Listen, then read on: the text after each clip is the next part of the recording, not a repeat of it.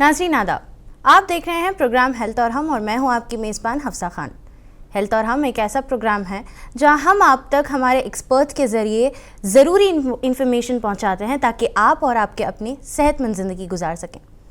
बच्चों की सेहत पर माँ बाप के लिए सबसे ज़्यादा बड़ी प्रायोरिटी होती है। पेट से जुड़ी परेशानियां या लिवर प्रॉब्लम्स बच्चों में अक्सर छोटी लगती है, लेकिन वक्त पर ध्यान ना दिया जाए तो ये कॉम्प्लिकेटेड और प्रॉब्लमेटिक बन सकती है। इसलिए आज हेल्थ और हम के इस खास एपिसोड में हम बात करेंगे बच्चों के गैस्ट्रो और लिवर प्रॉब्लम्स के बारे में और जानेंगे इसके सिम्टम्स, बेसिक केयर और कब डॉक्टर से सलाह लेना ज़रूरी होता है। आज हमारे साथ इस टॉपिक पर बात करने के लिए स्टूडियो में मौजूद है अंकुरा हॉस्पिटल्स, पंजारा हिल्स, हैदराबाद के consultant paediatric gastroenterologist and hepatologist doctor Parijat Ram Tripathi. Thank you sir, बहुत बहुत इस्तकबाल है आपका हमारे शो में। कैसे हैं आप? मैं अच्छा हूँ, बिल्कुल बढ़िया। तो सबसे पहले हम शो का आगाज़ इसी सवाल से करते हैं डॉक्टर साहब कि बच्चों में गट प्रॉब्लम्स एंड लिवर प्रॉब्लम्स कितने ज़्यादा आज के ज़माने में कॉमन माने जाते हैं? जी, पहले क्या होता था कि अगर बच्चे छोटी मोटी प्रॉब्लम बोलते भी थे तो हम लोग मोस्टली इग्नोर करते थे, या जैसे हम अगर अपना बचपना याद करें, थोड़ा बहुत पेट का दर्द हुआ, घर का कुछ इलाज दे दिया, ठीक हो गया।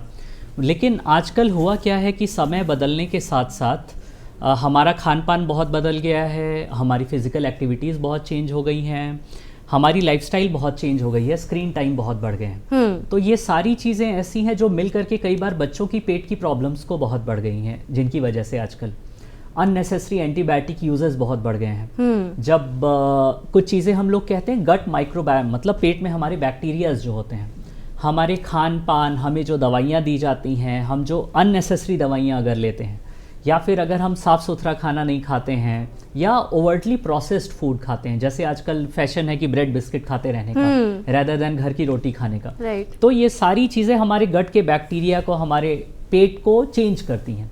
तो ओवर द टाइम हम लोग देख रहे हैं कि बच्चों में गट और लिवर की प्रॉब्लम्स ओवर द टाइम बहुत ज़्यादा बढ़ती जा रही हैं, जिस पे पहले हम इतना ज़्यादा ध्यान नहीं देते थे। तो अभी बच्चों में काफ़ी ज़्यादा ये देखा जाता है कि गैस्ट्रो प्रॉब्लम, जैसे कि आपने भी बताया है कि पेट का दर्द बहुत ज़्यादा कॉमन है। अब इसका क्या रीज़न है, आप हमें वो बताइए। जी, पेट का जो दर्द होता है ये दो तरीके के होते हैं, मैं बताऊंगा। एक होता है जो बच्चा आपसे कहेगा, आप सारे पेरेंट्स जो सुन रहे होंगे उन्हें ये बात समझ आएगी। कई बार ऐसा होता है कि बच्चा अच्छा खासा खेल कूद रहा है और कहेगा कि बीच बीच में आके बोलेगा दर्द हो रहा है, फिर कहेगा अब ठीक हो गया, फिर खेलने दौड़ने भागने लग जाता है। पर कई बार ये एक टाइप का पेन होता है जिसमें ज़्यादा आपको लगेगा ज़्यादा सीरियस कोई दिक्कत नहीं हो रही है। दूसरा होता है बच्चा मिडिल ऑफ द नाइट उठ के चिल्ला चिल्ला के रोना शुरू कर दिया, उल्टियाँ हो गई, पेट फूल गया या बुखार आना शुरू हो गया। तो एज अ पेरेंट हमेशा हमें दो चीज़ों पर ध्यान रखना चाहिए। हमारे बच्चे को हल्का हल्का पेन बार बार होता है या कई बार बहुत ज़्यादा पेन होता है जिसके साथ कुछ और प्रॉब्लम्स भी होती हैं। तो आप 2-3 रेड फ्लैग्स हमेशा ध्यान दीजिए कि अगर दर्द के साथ में उल्टियाँ हो रही हैं, बुखार हो रहा है, बच्चे का पेट फूल गया है, बीच रात में उठ करके बच्चा उल्टियाँ दर्द बोल रहा है पेट का, या साथ में कोई और दिक्कत हो रही है, तो आपको इसको सीरियसली लेना चाहिए। दूसरी चीज़ है, अगर बच्चा, ये कम कॉमन होते हैं, अगर 100 बच्चे पेट दर्द के होंगे तो शायद 5 या 10% को ये प्रॉब्लम होगी। जो मैक्सिमम 80 to 90% होते हैं उसको हम बोलते हैं फंक्शनल पेन एब्डोमेन, कि बच्चा बाकी ठीक है बट उसे बीच बीच में दर्द महसूस होता रहता है। तो जैसा आपने पूछा कि ये प्रॉब्लम्स इतनी क्यों बढ़ गई हैं आजकल हमारी पेट दर्द की, तो जो दूसरा कारण था उसमें तो कोई बीमारी है, आंतों में रुकावट तो नहीं आ गई है, गॉल ब्लैडर की दिक्कत तो नहीं है, वो सेकेंडरी प्रॉब्लम है। बट जो हमारा मेजर चंक है 80 to 90% जो बच्चे ओवरऑल हेल्दी हैं बट बार बार पेट का दर्द बोलते रहते हैं, उसका मेन कारण जैसे मैंने आपको बताया हमारा खान पान। हम प्रोसेस्ड फूड बहुत ज़्यादा खाते हैं। आजकल आप देखिए ना, ये ऑनलाइन चीज़ें हैं, स्विगी जोमेटो, बच्चे खुद ही ऑर्डर करते रहते हैं बैठ करके। तो बाहर का प्रोसेस्ड फूड बहुत खाते हैं, बाहर की फ्राइड चीज़ें बहुत बच्चे खाते हैं। अनहाइजीनिक फूड, सड़क के किनारे पानी पूरी आप खाते हो बट वो पानी का सोर्स आपको नहीं पता है वो पानी साफ़ सुथरा पानी है कि नहीं, तो आपको बार बार इन्फेक्शन होता है। आप जो खाना खा रहे हो उसकी वजह से आपके एडिक्वेट फाइबर नहीं जा रहा है पेट में। ये सारी चीज़ें मिल करके बच्चों में ऐसा लग रहा है कि पेट की प्रॉब्लम्स को ज़्यादा बढ़ा रही हैं अभी। अभी हम कई बार ये देखते हैं कि कई सारे ऐसे रियलिटी फूड शोज़ हैं जहाँ पे एक टास्क दिया जाता है कि मॉर्निंग में अगर आपके बच्चे को आपको पर्टिकुलर परसेंटेज ऑफ फाइबर देना है या कार्बोहाइड्रेट देना है, तो अगर आप एक 5-6 साल पीछे जाएंगे तो ये एक ट्रेंड था। बट आज जैसे कि आपने भी बताया है कि प्रोसेस फूड ज़्यादा एक्विप कर रहे हैं लोग, एंड स्पेशली बच्चे को सुबह में सिर्फ 1 ग्लास दूध, वो भी सही से नहीं दे रहे हैं, एंड ऐसे ही स्कूल भेज रहे हैं। तो वो भी क्या एक रीज़न है, एक रिस्क फैक्टर है इसके लिए? ये बिल्कुल सही है। ये आप कह रहे हैं ना कि इसकी ओरिजिन क्यों हो रही है। जैसे आप सारे लोग जानते हैं कि आजकल पेरेंट्स एक्सेसिवली बिजी हैं, सुबह उठ करके नाश्ता बनाने का टाइम नहीं है, तो आपको जो इजी है आपने ब्रेड दे दिया, बिस्किट दे दिया, 1 गिलास दूध पिला करके बच्चे को घर भेज दिया। तो हमें एडिक्वेट, हम एक कहते हैं कि आइडियल न्यूट्रिशियस फूड देना चाहिए। हमारे खाने में कार्बोहाइड्रेट का अमाउंट थोड़ा कम होना चाहिए, प्रोटीन और फाइबर वाली चीज़ें थोड़ी ज़्यादा होनी चाहिए। तो जो आप कह रहे हो, पहले ये ट्रेंड था कि इतना फाइबर खिला के भेजो, वो दैट इज़ राइट। अभी आजकल कुछ चीज़ें हमें एज अ पेरेंट ये समझनी पड़ेंगी कि ऐसा नहीं है कि पहले से आजकल के बच्चे चेंज हो गए हैं। बहुत सी लाइफस्टाइल चेंजेस बहुत रैपिडली हो रहे हैं, पर खान पान, कुछ चीज़ें, हमारा शरीर जैसे डेवलप हुआ है ओवर थाउजेंड्स और मिलियंस ऑफ ईयर्स, वो नहीं चेंज होने वाला है सडनली। तो अगर हमें एडिक्वेट फाइबर देना है तो हमें सुबह देना चाहिए बच्चे को। हम हमेशा कहते हैं पहला नाश्ता बहुत इंपॉर्टेंट फूड होता है बच्चे के दिन का, क्योंकि बच्चे स्कूल में जाके पढ़ाई करेंगे, बहुत एक्टिव रहेंगे। अगर आप उन्हें अच्छा न्यूट्रिशियस फूड मॉर्निंग में दे करके नहीं भेजेंगे तो उनका अटेंशन स्पैन भी दिन में कम रहेगा। फिर हंगर स्पाइक्स आते हैं कि अचानक से बॉडी में ग्लूकोज कम गया, फिर उन्हें भूख लगेगी, फिर जो मिलेगा वो खाएंगे, जो जंक मिलेगा उन्हें खाने का मन करेगा। तो मॉर्निंग में उठ करके अच्छा नाश्ता देना एक बहुत ज़रूरी चीज़ है जो हमें ट्राई करना चाहिए फॉलो करने के लिए। अब एक यहाँ पे रियल लाइफ एग्जांपल मैं आपसे अगर लूँगी, तो जितना मैंने नोटिस किया है कि स्कूल्स में काफ़ी सारे बच्चों में, ज़्यादातर अगर आप देखेंगे तो 1st to 4th क्लास के बच्चों को आप ले लीजिए, या प्री प्राइमरी और बच्चों को आप ले लीजिए, कई बार ये देखा जाता है कि स्कूल में वो लोग कंफर्टेबल फील नहीं करते हैं वॉशरूम्स यूज़ करने के लिए, एंड देन जो सुबह का जो वेस्ट निकालना रहता है उन्हें वो कर नहीं पाते हैं ओपनली, एंड देन हेजिटेट भी करते हैं टीचर्स को बोलने के लिए, एंड काफ़ी सारे टीचर्स भी परमिशंस नहीं देते हैं वॉशरूम जाने के लिए बच्चों को, ये सोच के कि शायद ये वॉशरूम जाएंगे तो टाइम पास करेंगे। अब ये इस वजह से क्या कॉन्स्टिपेशन जो नज़र आता है इन बच्चों में वो बड़ों से काफ़ी ज़्यादा नज़र आता है, वो क्यों होता है? जी देखिए, इसकी शुरुआत होती है बिल्कुल छोटे होने से। तो हम ये कहते हैं आजकल कॉन्स्टिपेशन बच्चों में हर 100 में से 30 बच्चे कॉन्स्टिपेटेड हैं। इतना बड़ा नंबर है।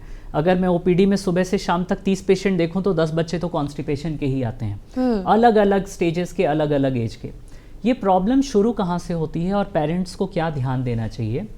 जैसे हम कहते हैं माँ का दूध आप 6 महीने तक दीजिए, और 6 महीने के बाद बच्चे को सॉलिड फूड हमें स्टार्ट कर देना चाहिए, और उस सॉलिड फूड में कुछ फाइबर का अमाउंट होना चाहिए।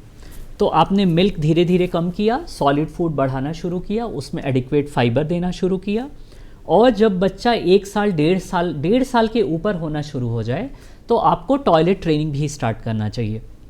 एज अ पेरेंट आजकल हम लोगों की आदत क्या है, हम डायपर पहना के बच्चे को छोड़ देते हैं, वो खड़े खड़े पॉटी करता है, डायपर में ही करता रहता है, और हम 2-2, 3-3 साल ध्यान नहीं देते हैं। होता क्या, अब जब बच्चा 3.5-4 साल का हुआ, वो स्कूल गया, अभी भी उसकी आदत है खड़े होकर डायपर में पॉटी करने की। तो अब स्कूल में तो अब उसकी डायपर कौन निकालेगा, उसको कौन क्लीन करेगा? बच्चा ऑफ कोर्स ये एक उसके लिए एलियन एनवायरनमेंट है, वो एनवायरनमेंट है जिसके लिए वो कंफर्टेबल अभी नहीं है। तो बच्चा क्या करेगा, पॉटी रोकना चालू कर देगा। उसको आएगी, वो मोशन अपना रोक के बैठा रहेगा।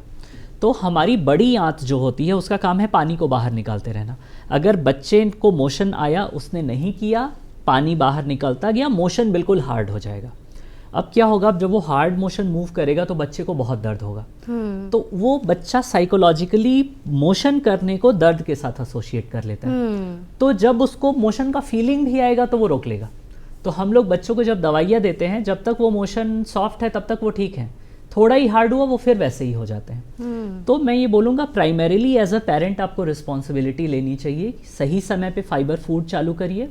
सिर्फ आप ब्रेड बिस्किट पे मत रहिए, कुछ फाइबर जैसे हम रागी जवार यहाँ खाते हैं, ओट्स दे सकते हैं आप, दलिया दे सकते हैं। मैदे की जगह आप होल व्हीट की रोटी बना के दीजिए बच्चे को, ग्रीन वेजिटेबल्स ऐड करिए, सैलेड वाली चीज़ें, फाइबर जैसे हम कैरेट, क्यूकम्बर, ये सारी चीज़ें होती हैं, हम ये ऐड करें बच्चों के खाने में। और 1.5-2 साल के बाद उनकी टॉयलेट ट्रेनिंग चालू करें। अगर हम ये 3 काम करेंगे तो स्कूल जाने के बाद आई होप उनको ये प्रॉब्लम नहीं आएगी।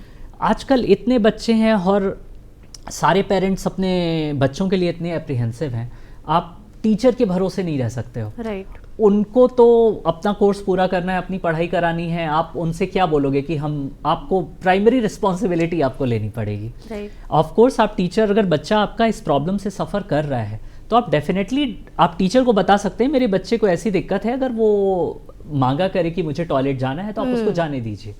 बट वो बच्चे के अंदर इतनी हिम्मत होनी चाहिए कि वो बोले कि अगर वो खुद ही डरा हुआ है मोशन करने से तो वो किसी को नहीं बताएगा।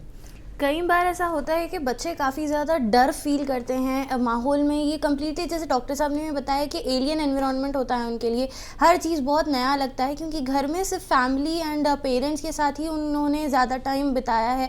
तो कई बार टीचर्स के सामने या फ्रेंड्स के सामने ये सोच के हेजिटेट होते हैं कि शायद बच्चे इन पर हंसना शुरू कर दे। तो ये एक इमोशनली बहुत डिस्टर्बेंस पीरियड होता है एक चाइल्ड के लिए। तो हर पेरेंट को ये समझना ज़रूरी है कि आप अपने बच्चे को पहले से ही टॉयलेट ट्रेनिंग दें, एंड सिर्फ इतना ही नहीं बल्कि उसको एनवायरनमेंट में सोशलाइज भी होना सिखाए, सो दैट वो कभी हेजिटेट ना करे अपनी प्रॉब्लम जाहिर करने के लिए। अब डॉक्टर साहब, अब सवाल और एक आपसे ये रहेगा कि जब बच्चा कंप्लेन करता है कि उसका पेट रैपिडली बहुत दर्द दे रहा है, तो ऐसे टाइम पे पेरेंट्स को क्या करना चाहिए? जी, देखिए एक चीज़ तो ये है कि पेट दर्द इतनी वाइड चीज़ है कि सैकड़ों कारण होते हैं पेट दर्द होने के। कुछ बहुत सिंपल होते हैं, जैसे कॉन्स्टिपेशन होता है, एक चीज़ मैंने बोली, फंक्शनल पेन एब्डोमेन होता है, जहाँ बहुत ज़्यादा दिक्कत नहीं है लेकिन बच्चे को दर्द महसूस हो रहा है। पर कुछ कारण वाकई ऐसे होते हैं जो बहुत सीरियस होते हैं। तो मैं आपको कोई प्रेस्क्रिप्शन तो नहीं बता सकता हूँ कि आपके बच्चे को पेट दर्द हो तो आप ऐसा करिए, लेकिन एज अ पेरेंट अगर हमारे बच्चे को पेट दर्द हो रहा है, 3-4 चीज़ें जो मैंने अभी आपको पहले भी बताई आप ध्यान दीजिए। अगर आपके बच्चे को दर्द के साथ उल्टियाँ हो रही हैं, दर्द के साथ लूज़ मोशन हो रहे हैं, पेट फूल गया है, अगर लैट्रिन में खून आ रहा है, या बच्चा मिडिल ऑफ द नाइट उठ करके रो रहा है दर्द से, तो मैं कहूँगा आपको डॉक्टर से मिलना चाहिए। आप उस समय कुछ बहुत ज़्यादा देसी नुस्खे पे मत जाइए, आप उस समय डॉक्टर से मिलिए, क्योंकि ये कोई सीरियस चीज़ भी हो सकती है। एटलीस्ट आप इमरजेंसी में ही जाइए, एक बार डॉक्टर आपके बच्चे को एग्जामिन कर ले कि बच्चे को कोई सर्जिकल प्रॉब्लम तो नहीं है या कोई इमरजेंसी सिचुएशन तो नहीं है। क्योंकि एज अ पेरेंट हमारा डर क्या रहता है कि हमारा बच्चा कोई सीरियस प्रॉब्लम से तो सफ़र नहीं कर रहा है। एक बार एज अ पेरेंट आप क्लियर हो गए, चलो ये सारी प्रॉब्लम्स नहीं है, मेरा बच्चा अच्छा खासा खेलता दौड़ता है, हल्का फुल्का दर्द हो रहा है, उसके बाद आप देखिए आपका बच्चा रोज़ मोशन जाता है कि नहीं, आप बच्चे को एडिक्वेट फाइबर दे रहे हैं कि नहीं, ये सारी चीज़ें ठीक हैं। पेट दर्द हो रहा है, बहुत से लोग ये चाहते हैं कि जो पहले डॉक्टर ने दर्द की दवाइयाँ लिखी थी हम वही पिला दें क्या। ये बड़ा ही कॉम्प्लिकेटेड वो है कि इतने तरीके की दर्द की दवाइयाँ होती हैं। कुछ दर्द की दवाइयाँ गैस्ट्राइटिस करती हैं, कुछ दर्द की दवाइयाँ कॉन्स्टिपेशन करती हैं। अगर कॉन्स्टिपेशन की वजह से दर्द है, आपने दर्द की दवाई दी, फिर वो और कॉन्स्टिपेशन करेगा, तो वो बच्चा उसी गोल गोल चक्कर में घूमता रहेगा। वो लैक ऑफ इन्फॉर्मेशन की वजह से जो पहले प्रिस्क्राइब मेडिसिन दिया था उसमें ही और ज़्यादा कॉम्प्लिकेटेड बन जाएगा। हम वही बार बार दवाइयाँ देते रहते हैं जब उनकी ज़रूरत नहीं होती है। हम कहते हैं अगर आपका बच्चा बिल्कुल ठीक है, अच्छा खासा हंसता खेलता दौड़ता भागता है, बीच में 1 सेकंड का पेन बोल करके फिर ठीक हो जाता है, तो आपको दर्द की दवा क्यों देनी है? आप थोड़ा टाइम दो, आप रूट कॉज को ट्रीट करिए। तो मैं पेरेंट्स को ये नहीं बोलूँगा जब दर्द हो तो आप कोई दवा देना चालू, क्योंकि एज अ डॉक्टर मैं आपको बताऊँ इतने कारण होते हैं। मैं आपको कह दूं कि आप ये कर दो, मतलब हल्दी का दूध पिला दो, मैं कह दूं छाछ पिला दो। मे बी अगर एसिडिटी की प्रॉब्लम है तो आपको छाछ पिलाने से आराम मिल जाएगा, कॉन्स्टिपेशन के प्रॉब्लम में आराम नहीं मिलेगा। गलती से बच्चे को उस समय गॉल ब्लैडर या अपेंडिसाइटिस की प्रॉब्लम है तो हम उसको इग्नोर कर देंगे। तो एज अ पेरेंट आपको डेंजर साइंस पता होने चाहिए, उस समय आप डॉक्टर से मिलिए। अगर सिंपलर चीज़ें हैं, आपका बच्चा ठीक है, तो अननेसेसरी अटेंशन मत दीजिए। दिन में 10 बार बच्चे से ये मत पूछिए तुमको दर्द हुआ, तुमको दर्द हुआ, तो उसके दिमाग से कभी वो दर्द जाएगा ही नहीं। तो अगर आपका बच्चा ओवरऑल ठीक है, आप उसका adequate diet, adequate fibre maintain करिए, रेगुलर मोशन जाता है, हार्ड नहीं जाता है, ये मेंटेन करिए। इसके बावजूद आपको लगता है नहीं ये सारी चीज़ें ठीक है, बच्चे को दर्द होता रहता है, या फिर ये चीज़ें आप नहीं ठीक कर पा रहे हो, तब आप एक स्पेशलिस्ट डॉक्टर से मिलिए ताकि वो आपकी हेल्प कर पाए कि हो क्या रहा है। अब आप हमारे व्यूअर्स की इन्फॉर्मेशन के लिए एक क्लैरिटी ये दीजिए कि गैस्ट्रो एंड लिवर प्रॉब्लम बच्चों में कैसे कनेक्टेड है, क्योंकि गैस्ट्रो प्रॉब्लम से लिवर पे कुछ इफेक्ट पड़ता है या नहीं, इस बात की आपको एक क्लैरिटी हमारे व्यूअर्स को दीजिए। जी देखिए, होता क्या है कि लिवर हमारे गैस्ट्रो इंटेस्टाइनल सिस्टम का एक पार्ट है। आप ऐसे समझ लीजिए कि एक बड़ा सा पेड़ है और उसकी बड़ी सी ब्रांच है, ऐसे ही लिवर अटैच्ड है हमारे बाइल डक्ट के थ्रू हमारी छोटी आंत से। तो जब भी हम खाना खाते हैं तो वो पेट में ब्रेक होता है, स्टमक में, फिर वो छोटी आंत में आता है। छोटी आंत में लिवर से बाइल निकल करके आता है जो खाने के डाइजेशन में हेल्प करता है। ये तो एक काम है लिवर का। उसके बाद जितना भी खाना हमारी छोटी आंत में एब्जॉर्ब होता है, ब्लड में जाता है, वो सारा खाना वापस लिवर में जाता है छोटे छोटे पार्टिकल्स के माध्यम से। हम कहते हैं ना कि सारा खाना लिवर पचाता है, बचपन से हमें बोला जाता था कि लिवर खाना पचाता है। ऑफ कोर्स आपका खाना लिवर में नहीं जाता है, आपका खाना छोटी आंत में जाता है, बट वो सारी चीज़ें लिवर में जाती हैं। और लिवर एक बहुत इंपॉर्टेंट ऑर्गन है हमारा। उसमें आप ऐसे समझो सफाई करने की मशीनें लगी हुई हैं, जो मैक्रोफेज सिस्टम हम कहते हैं कि जितने इन्फेक्शंस आ रहे हैं उनको क्लियर करता रहता है। कोई आपने हार्मफुल चीज़ खा ली तो उसको डिटॉक्सिफाई करता है, टॉक्सिन को डिटॉक्सिफाई करता है। बहुत से प्रोटीन बनाता है शरीर के लिए। शरीर में जो इम्यूनोग्लोब्युलिन्स होते हैं जो बीमारी से लड़ने के लिए होते हैं वो बनाता है। आजकल हम लोग फैटी लीवर इतना देखते रहते हैं स्क्रीन पे। तो अगर आपने एक्स्ट्रा फैट खाया है उसको मैनेज करता है, आपने ज़्यादा शुगरी चीज़ें खा ली हैं उसका किधर कैसे डिस्ट्रीब्यूशन होना है उसको देखता है।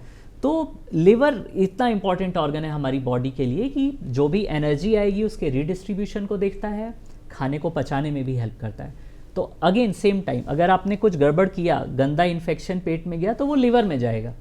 तो हेपेटाइटिस बहुत होता है बच्चों में, हेपेटाइटिस ए, हेपेटाइटिस ई, बाहर का बिना साफ सुथरा खाना खाने की वजह से। अगर बच्चों ने ये बहुत कॉमन परेशानियां, हेपेटाइटिस ए, ये नॉर्मली तो ठीक हो जाती हैं हल्का जॉन्डिस करके, बट 100 में से 1-2% बच्चों का लिवर फेल हो सकता है, जहाँ पे आपको आईसीयू में एडमिट करना पड़ता है और इवन लिवर ट्रांसप्लांट भी करना पड़ता है इन बच्चों को। तो वही इन्फेक्शन पेट में गया और वहाँ से वो लिवर में जाता है और लिवर को डैमेज करना शुरू कर देता है। हमारा इम्यून सिस्टम उसको फिर एक्टिवेट करके लिवर को खराब करना शुरू कर देता है। तो लिवर इज लाइक, जैसे मैंने बोला, एक ब्रांच है बड़ा सा पेड़ का जो कि टेक केयर कर रहा है इस पेड़ का भी और पूरी बॉडी का भी हमारे। यानी कि कंप्लीट लीडरशिप क्वालिटी है लिवर के अंदर। बिल्कुल। अगर लिवर हेल्दी नहीं है, हमारा लाइफस्टाइल खाना पीना हेल्दी नहीं है, तो मतलब लिवर कुछ भी फंक्शन नहीं कर पाएगा। अब यहाँ पे बच्चों के बारे में अगर हम लिवर प्रॉब्लम के एक एग्जांपल ले लें तो बच्चे तो बहुत मासूम होते हैं, फिर भी बड़ों को हम काफ़ी बार बोलते हैं कि चीज़ें नेग्लेक्ट कर देते हैं। बच्चों को तो कुछ पता ही नहीं होता है कि उनकी बॉडी में उन्हें क्या खाना चाहिए, क्या नहीं खाना चाहिए। एंड आजकल का ट्रेंड मैं आपको वाकई बताते चलूँ नाजरीन के, जो चौकोस, दूध या हल्के से चीज़ों में जो एड्स देखकर आप सोचते हैं कि शायद इसमें फाइबर है, ये खाने से बच्चे का पेट बहुत ज़्यादा हेल्दी रहेगा। आई डोंट थिंक सो कि पैकेट वाले चीज़ों में किसमें भी प्रोटीन ज़्यादा होता है। अनटिल एंड अनलेस आप घर पे उसे बना के साफ़ सुथरी हाइजीनिक तरीके से सर्व करो, एंड वो स्पेशली टेस्ट बड्स जो घर के प्यार भरी मोहब्बत से जो खाना खाता है, आई डोंट थिंक सो वो बाहर रोड साइड या स्ट्रीट साइड पे उसे कहीं भी मिल सकता है। यहाँ तक कि जो फैमिली के साथ आउटडोर्स पे आप जाते हो फैमिली डिनर्स के लिए, वो हफ्ते में या महीने में एक बार ठीक रहेगा, बट हमेशा बच्चे को बाहर के खाने के लिए आदत डाल देना ये सही नहीं है एक बच्चे की हेल्थ के लिए। अब जब आपका बच्चा परेशान होगा तो जाहिर सी बात है आप भी बहुत परेशान होगे। बच्चे को नर्चर करना एक बहुत बड़ा टास्क होता है, एंड जब आप वो सही से कर लो, प्यार से, मोहब्बत से उसे अच्छे से खाना खिलाओ, उसको हेल्दी रखो, तो आप भी एक बहुत सुकून की ज़िंदगी गुजार सकते हो। एंड आई अंडरस्टैंड आजकल के पेरेंट्स काफ़ी ज़्यादा बिजी है अपनी जॉब लाइफ में, बट जॉब को प्रायोरिटी देते देते आपको ये भी देखना है कि आप अपनी फैमिली को भी प्रायोरिटी बनाएं, क्योंकि जब फैमिली रहेगी तो ही आपकी जॉब मैटर करेगी, वरना आप जॉब करके कोई फ़ायदा नहीं है जब तक अनटिल एंड अनलेस आपकी फैमिली आपकी प्रायोरिटी नहीं है। तो यहाँ पे एक और सवाल मैं आपसे करूँगी कि बच्चों की गट हेल्थ को हेल्दी रखने के लिए पेरेंट्स के लिए आपकी क्या सलाह रहेगी? इसका आंसर मैं 2 पार्ट में थोड़ा सा डिवाइड करूँगा, ताकि क्योंकि हमने लिवर और गट की बात की ताकि पेरेंट्स को थोड़ा क्लैरिटी रहे इस चीज़ में। एक हमारा होता है गट, जिसको हमने बोला मुंह है, खाने की नली है, पेट है, छोटी आंत है, बड़ी आंत है, मोशन का एरिया, ये पूरा हमारा गैस्ट्रोइंटेस्टाइनल सिस्टम है। साथ में लिवर अटैच्ड है, पैंक्रियाज अटैच्ड है। पैंक्रियाज भी एक बहुत इंपॉर्टेंट ऑर्गन है जो खाना पचाने का जूस देता है हमें। तो हमारी गट हेल्थ को मैं बोलूँगा छोटे से आपको बताऊँगा। जब आपका बेबी छोटा है, बिल्कुल 1 महीने 2 महीने का, उल्टियाँ करते हैं, रोते रहते हैं, ये नॉर्मल चीज़ें होती हैं मोस्ट ऑफ द टाइम। आजकल न्यूक्लियर फैमिलीज़ हैं, 1-1 2-2 बच्चे हैं, हम हर चीज़ में डरते ज़्यादा हैं, तुरंत 10 बार डॉक्टर के पास जाएंगे, 10 तरीके की दवाइयाँ चालू कर देंगे। वो बच्चा जैसे जैसे ग्रो कर रहा है बहुत सी चीज़ें अपने आप ठीक हो जाती हैं। तो इनिशियल समय से अननेसेसरी दवाइयों पे डिपेंडेंट मत होइए। आप पहचानिए कि क्या प्रॉब्लम है, क्या प्रॉब्लम नहीं है। अगर ये ऐसी प्रॉब्लम है जो उम्र बढ़ने के साथ ठीक हो जाती है, ये नेचुरल चीज़ है, तो आप अननेसेसरी दवाइयाँ मत दीजिए, क्योंकि ये सारी चीज़ें गट को अफेक्ट करने वाली हैं फ्यूचर में। अननेसेसरी एंटीबायोटिक्स खुद से मत दीजिए। आपको लगता है कि बच्चे को लूज मोशन चालू हुआ, एंटीबायोटिक दे दो। बच्चा रो रहा है, आपको लग रहा है पेट दर्द हो रहा है, एंटीबायोटिक चालू कर दो। दूसरी चीज़ है, जब 6 महीने से ऊपर हुआ, आपको सॉलिड फूड से स्टार्ट करने हैं माँ के दूध के साथ में, थोड़ा फाइबर उसमें होना चाहिए। बच्चा 1.5 साल 2 साल का हुआ तो आपको टॉयलेट ट्रेनिंग स्टार्ट करनी चाहिए उसकी। और जब बच्चा खाना खाना शुरू किया, जैसे आपने पिछले सेगमेंट में बहुत क्लियरली ये बात बताई, बच्चे को आदत डलवाइए घर पे बना खाना खिलाने की। बाहर की चीज़ें आप वंस इन अ वाइल रखिए, उसको लग्जरी रखिए कि चलो तुम बर्थडे में जाओगे तुम केक खा सकते हो। अब आपके पास टाइम नहीं है, आप बच्चे से 2 मिनट के लिए मिल रहे हैं, उसी 2 मिनट में आप उसको रोज केक खिला रहे हैं, this is a wrong thing. तो वो चीज़ें लग्जरी रखिए, घर पे बना खाना जिसमें एडिक्वेट प्रोटीन, एडिक्वेट फाइबर होना चाहिए, फ्रूट्स वेजिटेबल्स होने चाहिए, वो करना है।